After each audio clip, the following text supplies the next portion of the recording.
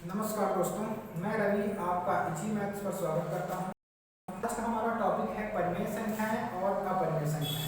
बहुत से बच्चों के ये डाउट्स होते हैं कि कौन सी संख्या परिमेय होती है, कौन सी अपरिमेय होती है।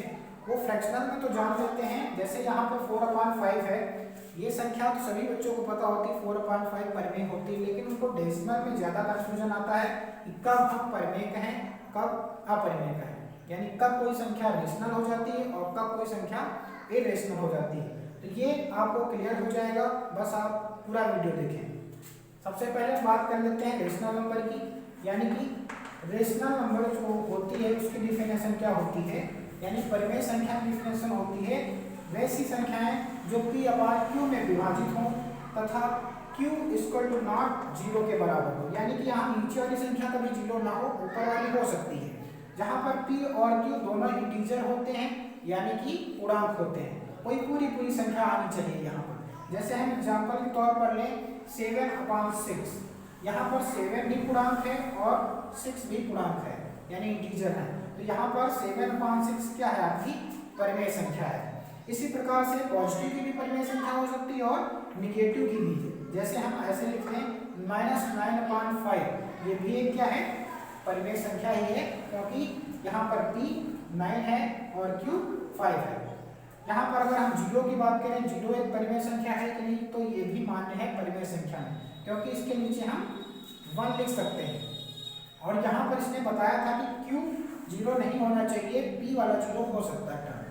तो यहाँ पर 0 भी क्या होती है, परिमेय संख्या होती है। इसी प्रकार से अगर आप देखें तो सारी नेचुरल नंबर का मतलब 1 से 2 3 4 5 अनंत तक संख्याएं, ये सभी क्या होती हैं, परिमेय संख्याएं होती हैं। इसी तरह निगेटिव नंबर्स भी इसके जितने भी होते हैं वो परिमेय होते हैं। अब बात आती है यहाँ पर हम कैसे पहचाने कि डेसिमल में हमें कैसे पता चले कौन सा परिमेय है, कौन सा अपरिमेय है। यहाँ पर बच्चों को डाउट्स क्लियर होते हैं। वैसे यहाँ पर अगर कोई पूछे आपसे कि सारी परिमेय संख्याएं क्या नेचुरल होती है, तो ये गलत है। सारी नेचुरल नंबर परिमेय होती हैं, लेकिन सारी परिमेय संख्याएं नेचुरल यानी कि प्राकृतिक संख्याएं नहीं होती है।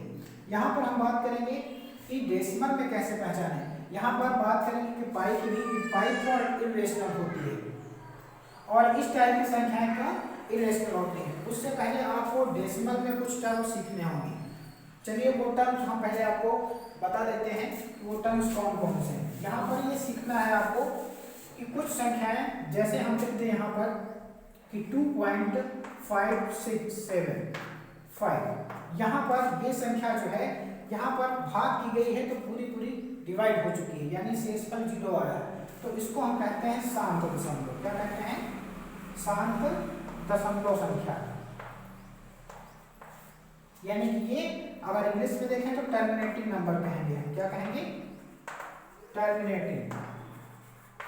इस नंबर को हम शांत दशमलव संख्या कह सकते हैं। और जैसे दूसरी संख्या लें हम, अगर यहाँ पर 3.3333, यानी ये डिवाइड होने पर 0 नहीं आ रहा है कभी भी शेषफल में, तो हम ये लगातार 3 आता चला जा रहा है, तो इसको हम कहेंगे अशांत दशमलव। क्या कहेंगे, अशांत दशमलव।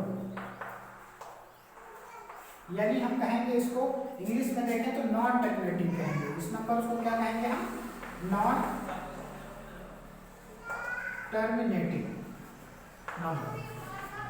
यहाँ पर 2 नंबर आप समझ चुके हैं, एक शांत संख्या होती है और एक होती है अशांत, जो रिपीट हो रही है कई बार, यानी नॉन टर्मिनेटिंग भी है और रिपीट भी हो रही है, तो इसको हम रिपीटिंग नंबर या रिकरिंग नंबर भी नाम देते हैं। इसको हम रिकरिंग नंबर्स भी कह सकते हैं। क्यों, क्योंकि कई बार संख्या रिपीट हो रही है, इसलिए इसका नाम रिकरिंग नंबर भी हो सकता है, यानी रिकरिंग कहते हैं। या फिर आप हिंदी में देखें तो इसको आवर्ती कहते हैं। हिंदी में क्या, आवर्ती संख्या। तो यहाँ पर किस प्रकार की संख्याएं अपरिमेय होती है, किस प्रकार की परिमेय होती हैं, तो ये सारी संख्याएं जो होती हैं, जैसे कि शांत दशमलव परिमेय संख्या होती है, अशांत दशमलव संख्या भी परिमेय संख्या होती है, लेकिन उसमें क्या कंडीशन होनी चाहिए, वो रिकरिंग होनी चाहिए नंबर। अगर कोई संख्या ऐसी है जो अशांत है लेकिन वो रिकरिंग नहीं, यानी कि आवर्ती नहीं है, बार बार रिपीट नहीं हो रही है, तो वो संख्या परिमेय की कैटेगरी में नहीं आएगी, वो संख्या अपरिमेय हो जाती है। जैसे कि हम एक एग्जांपल लें, जैसे हमने दे दिया 2 2 0 2 2 0 ट्रिपल 2। इस प्रकार की संख्या देखिए, यहाँ पर ध्यान दीजिए कि ये संख्या आप क्या कह सकते हैं, ये शांत नहीं हो रही है यानी कि नॉन टर्मिनेटिंग है नंबर।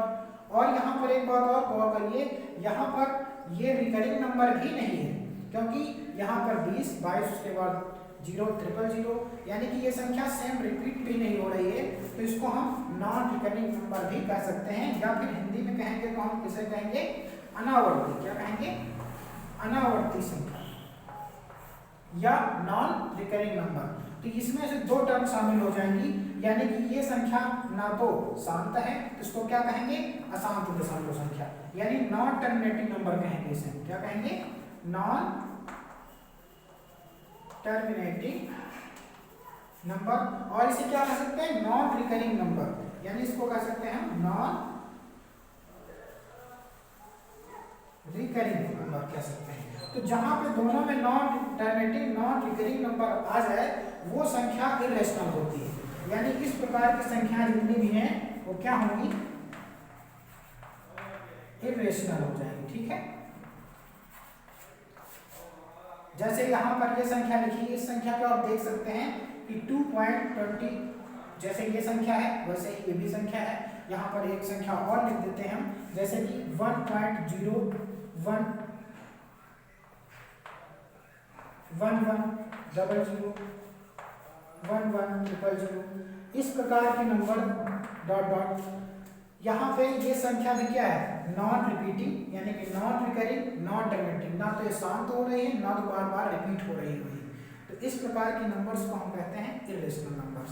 बाकी जितनी भी संख्या होती हैं, जैसे यहाँ पर देखें 3.564, ये संख्या शांत है, तो शांत है तो परिमेय में आ जाएगी। ये संख्या देखिए 2.333, यानी रिपीटिंग नंबर है, तो हमने बताया था रिकरिंग नंबर हमेशा परिमेय में आती है, वो संख्या हमेशा अपरिमेय में आएगी, जो कि क्या होगी, नॉन टर्मिनेटिंग, ना तो वो शांत होगी और नॉन रिकरिंग, ना तो वो रिपीट हो रही होगी।